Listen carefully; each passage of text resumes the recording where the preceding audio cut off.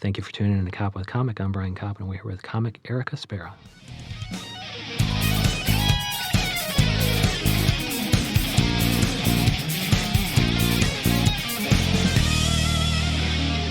Erika Spera, how the hell are you?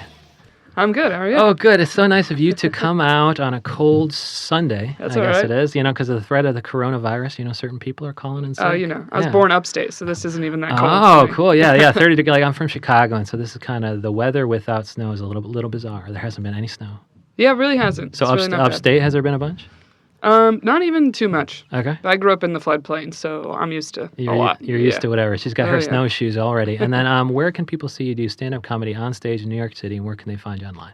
I'm typically at the Stand Comedy Club. Oh, cool. And anytime- they just redid that, right? Yeah, it's Okay. like brand new now. It's super nice. Yeah, everybody's just talking about how great it is. I'm not sure when this episode comes out, but Okay. I'm there March 14th. Oh, good. Yeah, it'll on come out today. Saturday. Yeah. Oh, hell yeah. Yeah. So March 14th, 7 p.m. if you want to come. It's a Big great show. And then what other comics, what kind of comedy can they expect when they see Erika Spera? They see me? When they see you at the Stand show, like, are they, what kind of comics are being booked on the show that you are doing at the Stand? Funny. Just funny. It's a quality is the only qualifier. Yeah, Okay. I guess if I had a real shtick, I might be famous by now. So, Okay. I'm talking about a little bit of everything. A Okay. little family, a little dating. Oh, good. So it's Yeah. kind of autobiographical? Yeah, And you it all- got to talk about your own life. Yeah, and I guess the dating kind of talks about you guys are talking about that on your podcast too. So what's the podcast?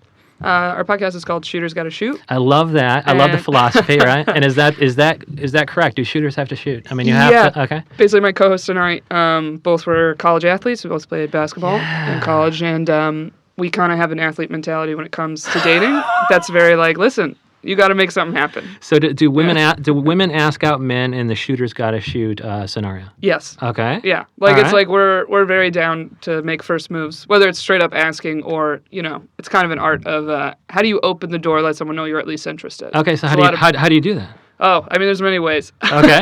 Yeah. 'Cause Yeah. If anything, we were like, okay, originally we were too aggressive growing up. Oh. So we're like, okay, you gotta like let them, still have that masculine energy type thing. Yeah, because But, I don't ask people that, and one of the reasons why I don't is because it's one of those things where you are not sure, what their situation is. Period. Like you don't know if they're Right, single, right. you don't know if they're straight, you don't know if they're Yeah. interested, and what kind of signals can you give to make somebody know that you're welcoming their advances? okay, so if you're in a public place like a bar, Sure. typically it's the like eye contact, Okay. a little smile maybe, Uh-huh. or it's kind of like making a side comment to them Okay. to just open the convo. So Like, what's the side comment? like if you're there's a cute guy waiting to order a drink, and you like maybe like stand next to them to also order a drink. Ah. And, say, like, the bartender's taking a while, and you're just like, oh, man, how long have you been waiting here? Like, this bartender's taking forever. It's like kind of a thing, you just open the door a little Shooters bit. got to shoot, Yeah. even if it's subtle. even if it's subtle. Yeah, Okay. exactly. And then is it kind of a numbers game? I mean, are you comfortable? always a like, numbers game. well, but then how would you know? Like, is it just that the dude's hot?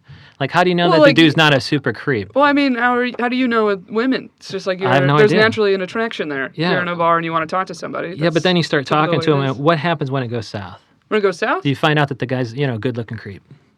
Oh, I mean, then you just wrap the convo, Okay. We're all So human. you're a comic. You can just wrap it up pretty elegantly. Yeah, I Okay. mean, it's the same of like, I've been approached by guys in a bar that I talked to a little bit and I wasn't necessarily into. Okay. And, How do you shut it down? that's why it's always good to have a wing woman. You can be like, I gotta get back to my friend. Or Oh, cool. I've had a guy maybe offer to buy you a drink, and Okay. I wasn't interested, so I don't take the drink. Oh, I'm cool. not selfish on that. Okay. I'll be like, oh no, I'm good. But thank you for the Because offer. otherwise there is expectation. Well, Okay. if you're buying someone a drink, you assume they're gonna at least stand there and talk to you for Yeah. another 15, 20 minutes. Yeah, I just had a buddy who, he went on a Tinder date, and he goes, dude, this woman is here ordering everything on the Red Lobster menu.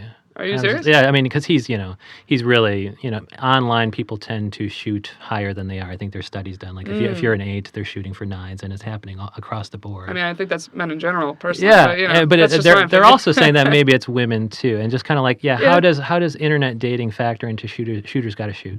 Well, From there's male point of view and female point of view. right. Well, not necessarily just internet dating. There's also the DM game we all talk about. So onto social media, sliding into your DMs. Yeah, is sliding in just- the okay. DMs is the. And the is that current ever phrase. appreciated? I mean, if the guy is hot, I guess it's cool. Yeah, well, I mean, yeah, both ways. Unless it's a dick pic or Because I've something. had, I'm on like online apps, you know, and I've had a guy message me like on my Instagram, Okay. kind of like, hey, and then you go to look at their profile and it's private. And that's something that's weird because it's like, look, all my stuff's public. It's partly because I'm a comedian. Yeah. But it's like, okay, first of all, did we match? I once asked that to someone. I was like, hey, did we match? And they were like, no. And I was like, okay. I said, well, let me be blunt. Your stuff's not public. And he was like, oh, okay, I'll make it public.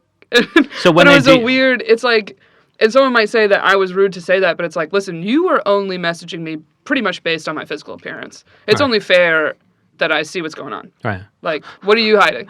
You know? Because there's also something to like, hey, we didn't match. Yeah. That means I kind of said no. But when he said something to you, he had referred to, okay, I found you online at the apps, and that's why Yeah, you're comfortable I mean, it's a asking, move. did we match? Okay. I know people that have done that and it worked because Okay. it kind of like sets you apart from the rest a little. Okay. Or it shows a little extra interest. You're like, 'Cause, hey. how do you figure out the person's name?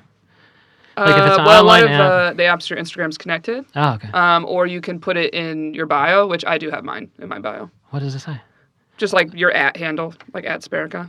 Your dating handle is in your social media bio. Yeah, my social media handle is in my dating Oh, okay. profile. Yeah. Wow, I didn't know it's that advanced. I mean, I kind of did because it's like, you know, you only pick a couple pictures and it's something that's just like, I don't know, there's my life, go look at it. Like I Yeah. once jokingly had the bios like @Spera if you still think I might be fat. And then kind of as a female comic, how is that, are you getting asked out a lot when you have a good set or whatever, like are guys coming No. up to you or guys just, never it's when you the have a good opposite. set. Yeah, because it's threat. No. Oh, it's if you have a bad set, they want to come rescue you and be like, I still think you're hot, even though nobody thought you were funny.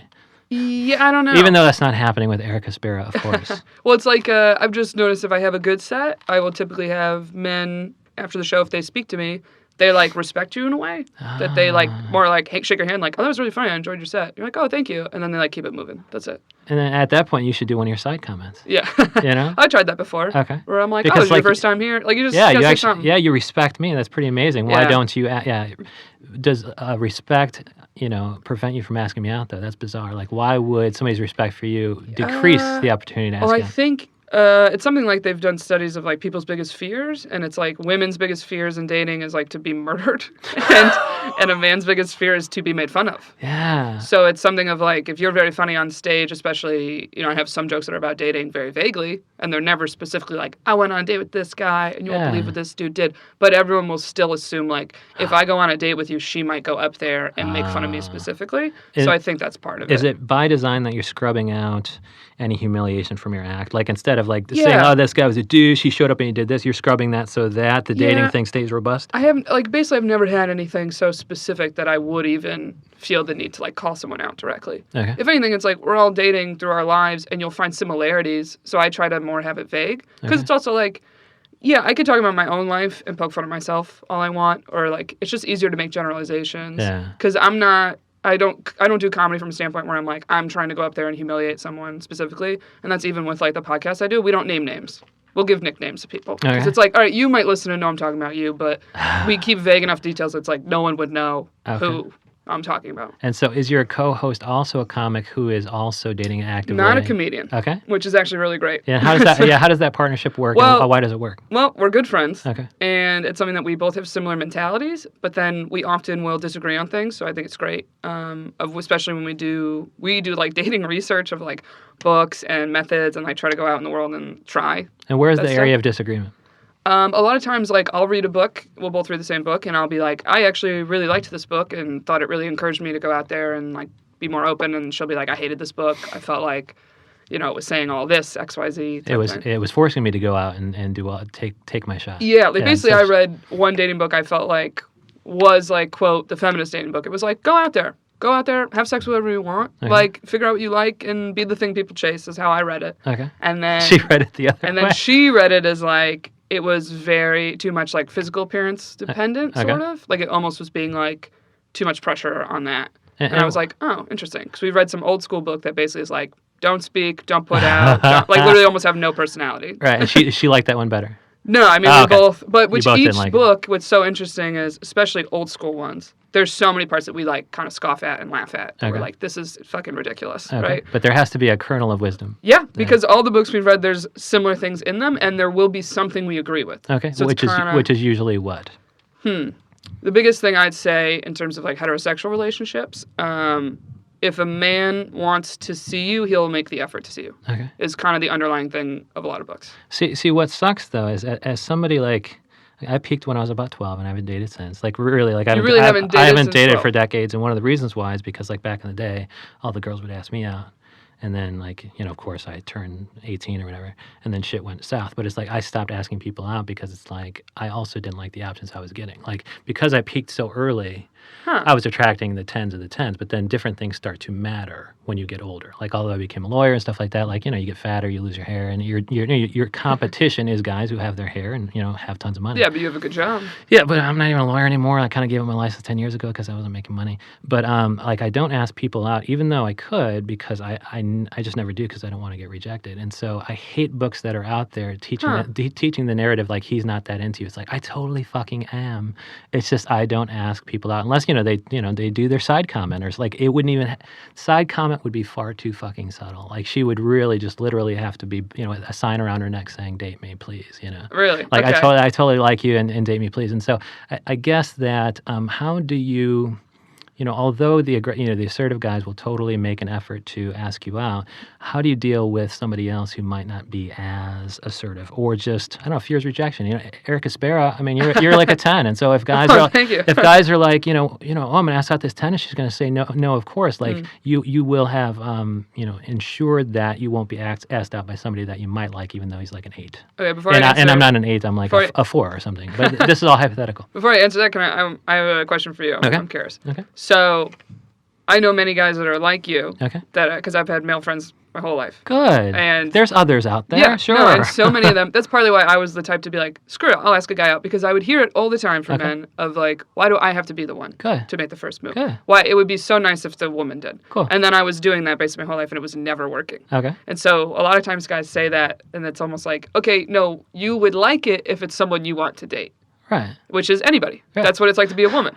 Like when you sit there and you're like, I'm not meeting anyone. It's like, okay, well, that guy really likes you. And you're like, yeah, but I don't like that guy. I know. Like, yeah, absolutely. So for you, I'm curious of like, you're saying you won't ask a woman out, but will you be like making efforts to like, if it's a friend of a friend, kind of like be in scenarios that they're there or just chat with them type thing? Or you're like, I do nothing. Well, yeah, I'm also just like a one-on-one hanger out, or I've had the same friends for decades. Like they have wife, like one has a wife and a kid. And so like it's never hanging out in groups. Like I'm so much of an introvert where it's just like one-on-one hangouts with the dude and there's never anybody else involved. And so of course I wouldn't put the kibosh. Like if he's like, oh, she's interested in you, of course I would, if I was attracted to her at all, of course I would kind of go there, but it doesn't happen too often. Okay. But it's cool to know that the friends you were talking to all had, some of them had the same issue, and so you're like, that's why you started asking out more dudes. Yeah, okay. or I would hear things that they would basically complain about women my whole life. Okay. And one would be initiating, right? Yeah, right. And then there'd be all these other little things, and I was kind of taking notes, being like, oh, then I'm not going to be that. I'm not going to be that, and I'm not going to act that way. Okay. But then I would watch all of them still date those women that they complained about. So I was like, well, no, there's something you like to these things you keep complaining, or almost like, quote, you're being too much of like a bro in the friend zone. Oh, right. Like if you're too much like one of the guys, then they don't look at you as someone to date. Right. So it's kind of a weird balance to have. Yeah. But most importantly, all those guys that were super anxious or kind of like you, where they're like, oh, I don't know, I couldn't make the first move, or I don't want to get rejected, I would watch all of them eventually ask somebody out. Right. Or make some type of move. Okay. And so they're kind of the example I keep in my mind. That's the like, if they like you, something will happen. Okay. Whether it is just them making that effort to kind of be around you or kind of talk to you a little. They finally found the person. I think they just take longer than, quote, a more alpha male or extroverted guy. Okay. And then my question is like, okay, it sounds like you've built up like a cottage industry of just, you are the source of dating advice now. You're reading all the books. You're workshopping all the books with your co-host. You're you're doing a podcast on it. And now my question is like, the consequences of, any sort of dating are not necessarily good. Like, meaning, it's like, oh, yeah, you won the prize. It's like, oh, I got married or whatever. It's like, the prize is not usually, like I've been close to good relationships in my life where I've observed them very close. And, you have to be a responsible communicator. You have to be very open. And there's responsibilities that go along with that. And maybe certain expectations with respect to kids, which is another set of obligations. Like, the prize here is not necessarily just 50 years of reliably great sex and relationship. It is just another set of things to do. Like you're switching one set of dating obligations for another set of obligations, which are relationship obligations. Like, first of all, are you worried that when you get into a, I don't know, exclusive relationship with somebody you love, like not only are you shooting yourself in the foot with respect to your cottage industry of dating advice, like the Erik Spera experience of, having content that's hilarious on stage, and aren't you, like, is the prize at all worth striving for? It's just another set of obligations. Well, okay, so it's funny you call it a prize because that's this old school book, the one I referenced earlier, is called The Rules. Okay. And it feels so old school. It's literally written in like 95. So it's not even that old, but when you read it, I personally feel like it's like the 50s because I'm like, I grew up in the 90s. I was born in 91. Okay. So I'm like, okay, I grew up in the era of like, women were going to college and getting their own jobs and being independent and feminism, right? It wasn't this big deal to have 2-income houses. Most of my parents, most of my friends' parents had double income. Yeah. So I always knew I was grown to be like, what do you want to do with your life and make a living? I wasn't bred of the like, you go to college, find a nice guy, find a provider, get married, you stay home with the kids. It's totally not a prize, For me, it's air quotes, Right. So, but that book had that feeling of like, this book just feels like get married. Like the goal is to get a ring. Okay, so you're saying that's not even really the goal to get into not necessarily. Exclusive. I mean, I think I phrased it, exclusive relationship with somebody you love. Like that would that'd be a good thing, right? Yeah, exactly. Okay. Because with this book, it was like basically shaping and forming yourself to almost like hide parts about yourself till you get this ring, right? It's almost like get the commitment. And, get a guy that's just down for you. But at no point is it like, hey, you also should like him or find him attractive or like chemistry. It kind of was like just teaching you how to be desired by a man. Well, that sucks. Which we were like, that's stupid because in my eyes, I don't think marriage means success. Right. Because there's plenty of people that never get married and have kids together and are fine. And also the people who are married, it's just another set of obligations. True. And so even in like a mutual, an exclusive relationship with somebody you love, that's another set of obligations. So why are you searching for that? It's not searching is it just you're enjoying dating so much that you actually are not? You're not searching for a quote unquote prize. It basically was like recently I just had my first like quote adult relationship that I would say. Cool. It was only 4 months. Congratulations. Thank you. But it wasn't the official boyfriend girlfriend, but it was the exclusive dating. Oh, cool. I very much liked that person, and it was the first time in a long time I really liked somebody. Oh, cool. But it's more this podcast when I started it was more for me and my co-host being like, we're doing this podcast to make ourselves like not give up. Oh, okay. Because we're very work focused, or it's very like we feel we get rewarded in our careers and work parts of our life. Yeah. And we never feel like we figured out relationships. Oh, okay. So it kind of was this thing to be like, we're both the type to just be like, well, fuck trying, right? Fuck dating. Yeah. That's what I did. That's what I did. It's very peaceful. Right. Yeah. It's been a wonderful couple decades. Yeah. But we're also the believers of like, if we're just doubling down on work and 100% focusing on that, nothing happens. Right. So that's the annoying thing about dating is there's a cliche for everything, right? So there's like, oh, it happens when you least expect it. Yeah. I'm like, okay, I lived my life that way for years and nothing has happened. I wasn't expecting it at all throughout this. Yeah, it should have happened, right? Right. Or even with like dating apps, as much as like they're not, I guess, the ideal way a lot of people prefer to meet someone, but it's like, but it is another form of getting introduced to people. Right. So it's like, that but what's funny is I'm more likely to do that than, I was going to say to you, especially if you have married friends, married people love setting people up. Yeah. Because it's like they want another couple to hang out with. So if they're like you, they're like, well, we like you, we like this other girl. It'd be great if you guys got together and then we all hang out. That's like internally what their method is. Yeah. But to me, I'm like, personally, I feel more embarrassed to say to anyone I know that I'm like, oh, I would like to be in a relationship. Do you know anyone? Right. To me, that's like mortifying. Yeah. I don't know why, because it's just being human and being honest. Because even when I started the podcast and stuff and I was telling people, I had a lot of friends be like, oh, I didn't know you wanted a relationship. Because they just were like, you're just so work-driven. Right. They're like, I didn't think you cared. Like, listen to the podcast. Like, at what point did you start the podcast in relation to when you started and ended your most recent adult relationship? So it's so funny that I literally went coincide? On like 2 dates with him right before the podcast was released. And so also my half of the podcast is like dating with herpes. Okay. So it was a weird thing of I was like, I don't know if this guy's going to listen to You kind of hope he does, though, so you can be open and honest about the health thing. It kind of would be easier than me telling him. And it turns out he did listen to it. Good. And he was, and then later he told me, he was like, I kind of liked hearing it that way because I wasn't so worried about, like, if you said it face to face with me, I would mainly be concerned with, like, reacting correctly and not so much listening to what you were saying. Yeah. Is she adjusting? How is she reacting to my reaction? Right, exactly. Yeah, right. As most of us do, when anyone opens up about something, you're, like, just trying to think of the correct things to say and react and make them feel okay, no matter, like, what the issue is. And so is it cool to be educational on the pod? Like, you're drawing the right people to you by by being open and honest about, having herpes or just like educating as to that issue. Like, how do you date with herpes? Like, you are drawing the people to you who are like, I want to date Erika Spera. And, it's cool that, like, she not only revealed that she has herpes, but also she taught me what the fuck it means for dating. And so by being open and honest, you're drawing the right people to you. I mean, I would hope. I mean, my biggest idea with kind of creating it was, like, when I first got herpes, I was obviously, like, searching for kind of resources for information or kind of helpful things. But the number one thing everybody with herpes asks when they first get it is, like, how do you tell people you have it? How do you navigate? You start a podcast. Basically, I found some podcasts and I listened to, and I hated them. I didn't like them. And mainly because it was always people that were married. Or in a very long-term serious relationship. So it's like, okay, you're only comfortable talking about this because you won. Yeah. You're, like, out of the trenches. Right. And I'm in the trenches. So I was sitting there being like, no, I want someone to openly be like, this fucking sucks. Yeah. Like, to be blunt. Like, to be like, yeah, I told this person it didn't work out. Or, like, kind of be hearing the trial and error.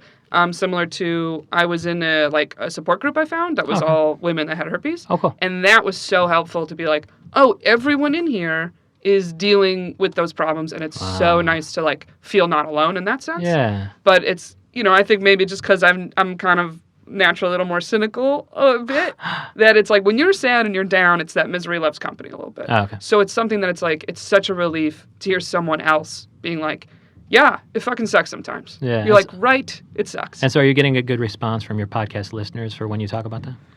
Yeah, very much so. I've had, like, I'll get DMs from kind of random people, or I'll get DMs from people I do know that either, one, they have it and I had no idea, or they will be like, hey, I have a friend that recently got it. I sent your stuff to her, and she wants to, like, talk to you or him. And I'm like, yeah, like, here's my email, here's my cell, like, because I just know it's like, it's very, you see the stats and quote, everybody has it, but then no one talks about it. So you always will feel very alone. They're all a bunch of liars. Yeah, basically. And so they're going to find out all about this on Shooters Gotta Shoot, which is available everywhere fine podcasts are streaming. Yeah, okay. Apple, Google, Spotify, all that. And then they can find you do stand-up comedy on stage at the Stand. Yeah. And that's March 14th. March 14th. 7 p.m. Erika Spera and friends. Check it out because it's supposed to be it's supposed to be a beautiful place, but also just the only common thread of this show is that it's quality. It's the best comics in New York City bringing their best stuff, right? Yeah, it's a nice variety, and what's nice is it's like a bunch of comics doing about 10 minutes, so it's like, hey, you might not like one, but you'll love another one. Yeah. We always book a very different lineup. Yeah, if you don't like it, wait 10 minutes. It's probably like the weather upstate in that regard. If you don't like it, and then they can find you online at Erika Spera across all platforms, or it was Erika Spera Comedy. Yeah, if you just search Erika Spera, that's erikaspera.com. Yeah. My handle for everything is @Sperica, SPERICAA. And that's where you can find her dating info. You can find everything, yeah. And slide into her DMs, especially if your account is not private. Oh, yeah, DMs are open. Yeah, if you're going to DM slide men, women, you got to make your account public. Dude, I love that. That's just showing self-confidence. The DMs are open. Erika Spera, thank you so much. Thank you.